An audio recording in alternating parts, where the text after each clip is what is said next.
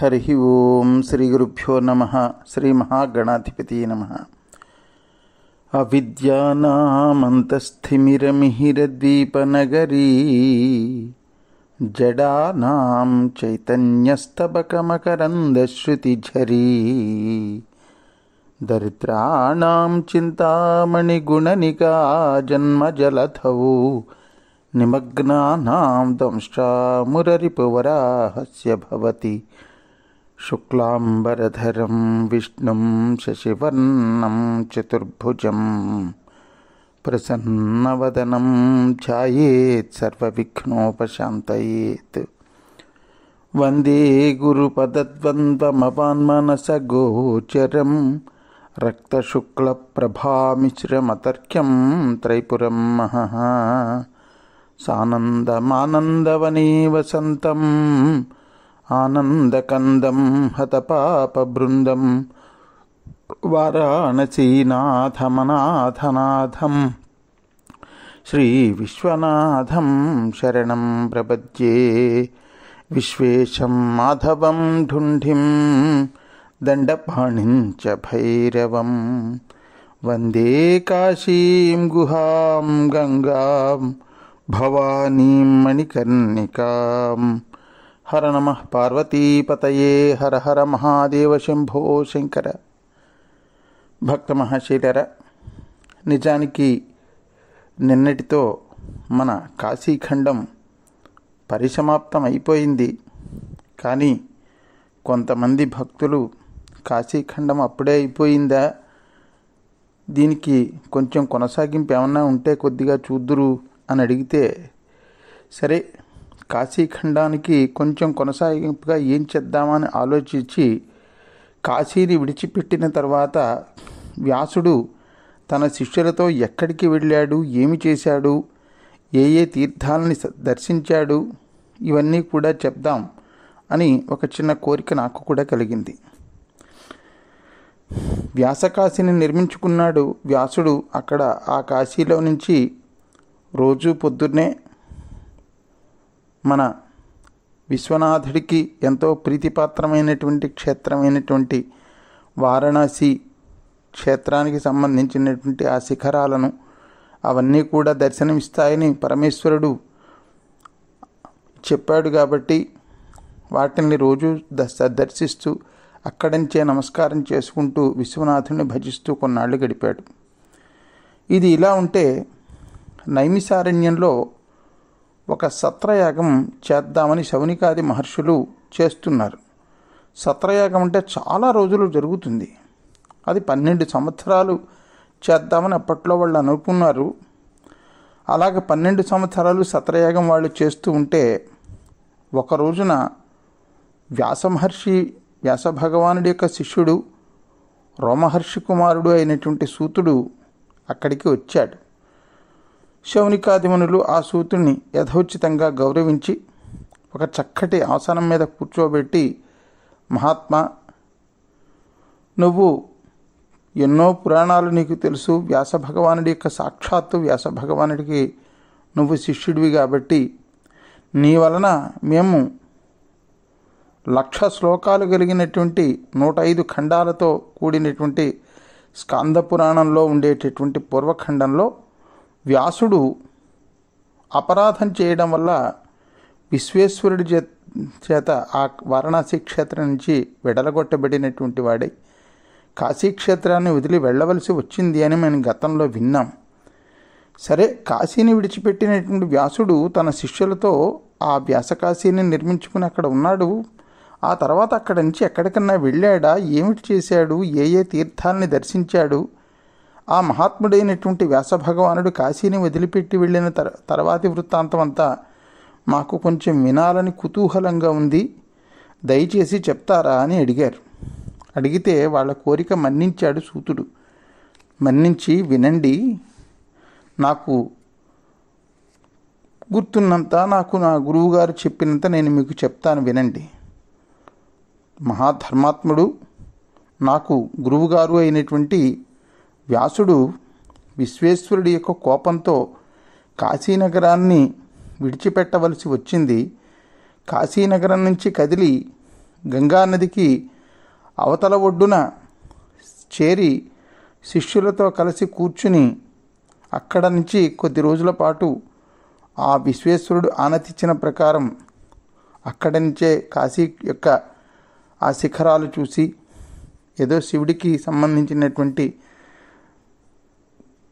అర్చనాది కార్యక్రమాలు చేసుకుంటున్నటువంటి వాడై కొన్నాళ్ల తర్వాత తన శిష్యులతో కలిసి కూర్చుని ఈ భూమండలం మీద ఉన్నటువంటి సకల పుణ్యతీర్థాలని కూడా ఒకసారి తలుచుకుని శిష్యులతో అన్నాడు, శిష్యులారా, విశ్వేశ్వరుడు నన్ను కాశీని వదిలిపెట్టి వెళ్ళిపోమనగానే నేను విచారిస్తూ ఉండగా చూసి ఆ గౌరీమాత అమ్మ కనికరంతో నాతో చెప్పింది, వ్యాస, ఈ భూమండలం ఉన్నటువంటి తీర్థాలన్నింటిలోని కూడా కాశీ చాలా గొప్పది నాయన.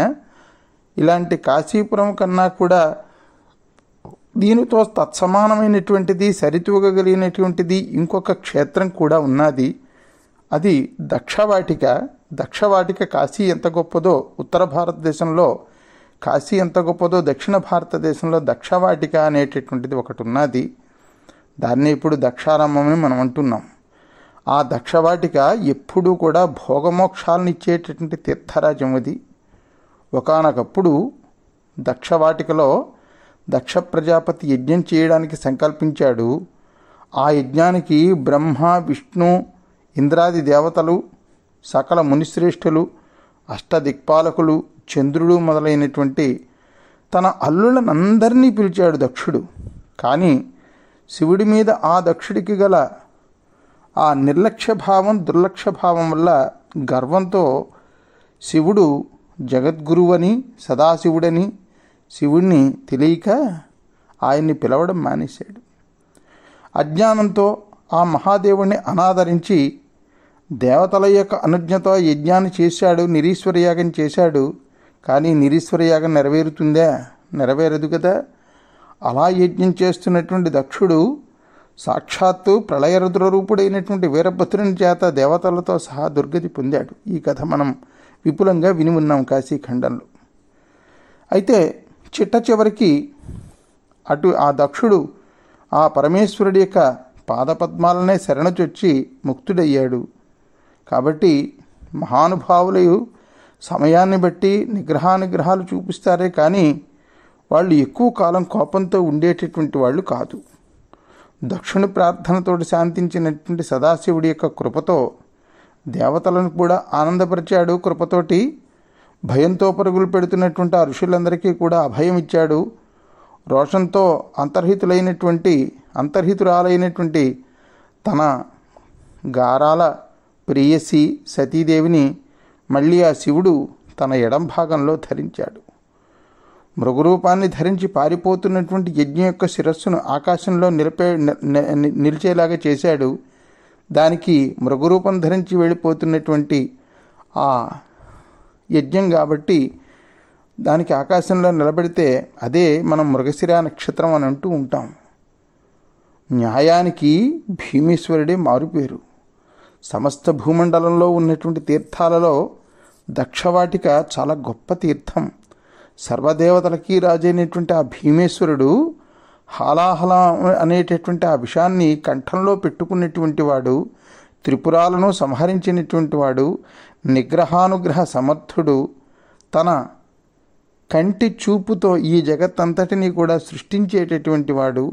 ఆ లోకేశ్వరుడు బ్రహ్మాది దేవతల యొక్క ప్రార్థనను మన్నించి తనకు అర్ధశరీరంగా ఉన్నటువంటి మహాదేవుని హిమవంతుడి యొక్క తపఃఫలసిద్ధి కొరకు మేనకాదేవి యొక్క నోముల పంటగా దేవతలకి హితం చేకూర్చడం గురించి హిమాలయం నందు జన్మింపజేశాడు. ఆ భువనేశ్వరి కూడా మహేశ్వరుడి యొక్క దేహాన్ని విడిచిపెట్టి ఆ హిమవంతుడికి కూతురిగా పుట్టింది. ఆ మహాదేవిని తన శరీరం నుంచి విముక్తను చేసినటువంటి క్షేత్రం కాబట్టి ఆ దక్షవాటికకు ముక్తి క్షేత్రం అని కూడా దాన్ని కీర్తిస్తూ ఉంటారు. దాన్ని పిలువబడుతూ ఉంటుంది. దక్షిణ గృహానికి సంబంధించినటువంటి ఆరామం అంటే ఏమిటి? పూలతోట. దక్షిణికి సంబంధించినటువంటి ఆరామము ఉన్నది అది కాబట్టి దానిని ద్రాక్షారామం అని మనం పిలుస్తూ ఉంటాం అన్నమాట.